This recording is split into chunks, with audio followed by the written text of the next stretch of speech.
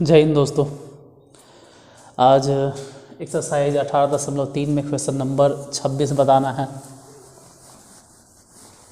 और अगर कोई 25 वाला नहीं देखे हैं कि क्वेश्चन नंबर 25 कैसे बताए थे तो पिछला वीडियो देख लीजिए, क्योंकि अगर आप 25 नहीं देखें, 25 नहीं समझ में आया तो आज 26 भी नहीं समझ में आएगा, क्योंकि उसी पर तो बेस्ड है।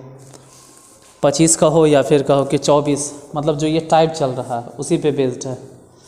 देखिए है क्या, जो क्वेश्चन नंबर 26 में है कि रेखा का समीकरण, रेखा का समीकरण की संकल्पना, रेखा के समीकरण की संकल्पना, रेखा के समीकरण के संकल्पना का प्रयोग करते हुए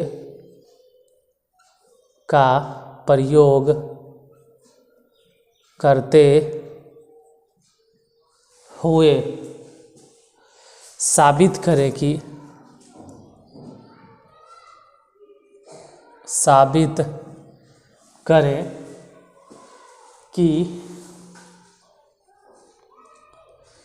तीन बिंदुएं 3,0 -2, तथा 8,2 संरेख है।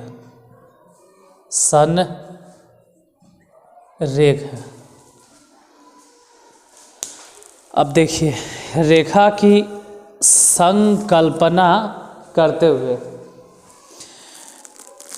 तो 3 बिंदुएं संरेख है, ऐसा साबित करने के लिए सिर्फ कोई एक ही कॉन्सेप्ट काफ़ी नहीं है।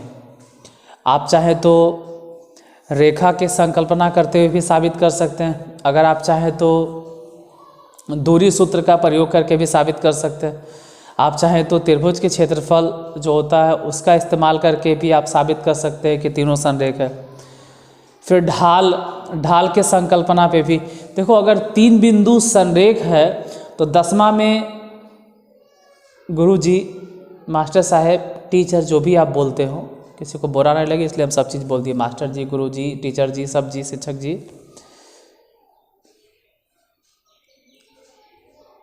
वो सिर्फ यही बताते हैं कि दूरी के सूत्र का प्रयोग करके या तो फिर त्रिभुज के क्षेत्रफल से। लेकिन 11th में आने के बाद दूरी के सूत्र का प्रयोग करो, त्रिभुज के क्षेत्रफल का प्रयोग करो, या फिर ढाल के संकल्पना का प्रयोग कीजिए, या जो अभी हम बताने जा रहे हैं कि रेखा के समीकरण, इसका भी इस्तेमाल करके आप, तो यहाँ दे ले रेखा के समीकरण, ये तरीका अलग है, इसमें ढाल वाल नहीं चलेगा।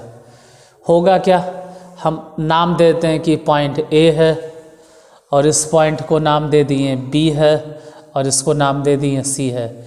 अब एक बार हम ए बी का समीकरण निकालेंगे, फिर हम बी सी का समीकरण निकालेंगे, और फिर एक बार हम ए सी का समीकरण निकालेंगे, और तीनों का समीकरण एक जैसा होगा अगर हम निकालेंगे तो। जैसे पहले हम फाइंड करेंगे इक्वेशन ऑफ ए बी, पहले ए बी के ही समीकरण निकालते हैं। चलो ए बी का समीकरण इसे ही निकालते हैं। ए बी के समीकरण अगर निकालें इतना में ही, तो ए और बी पहले लिखना होगा y -0, फिर x -3 बराबर के उस तरफ, 0 में से घट जाएगा वो -2, तो जैसे ही घटाएंगे वो माइनस माइनस प्लस हो जाएगा, और फिर 3 में से घट जाएगा -2, तो इसको घटाएंगे तो +2 हो जाएगा। यहाँ तो ऐसे भी 3 और 2 जोड़कर 5 हो गया, 5 को गुना कर दो डायरेक्ट एकदम, 5y बराबर, ये तो सिर्फ 2 है तो गुना कर दिए तो 2x और माइनस में 6, ये 2x इधर ही रहने देंगे और 5y इस तरफ भेज देंगे, -6 उधर ही रहने देते हैं, इज इक्वल टू 0। देखो पूरी तरह से हम हट गए। ध्यान से आप देख लीजिए कि इस रेखा का समीकरण जो आया वो है y minus 2x minus 5y minus 6 is equal to 0। अब AB के बजाय हम BC निकालते हैं, इक्वेशन ऑफ BC। ज़रा देखते हैं क्या होगा BC।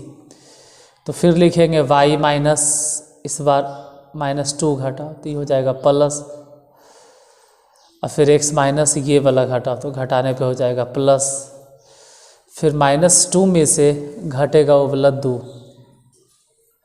और फिर -2 में से घटेगा वो 8।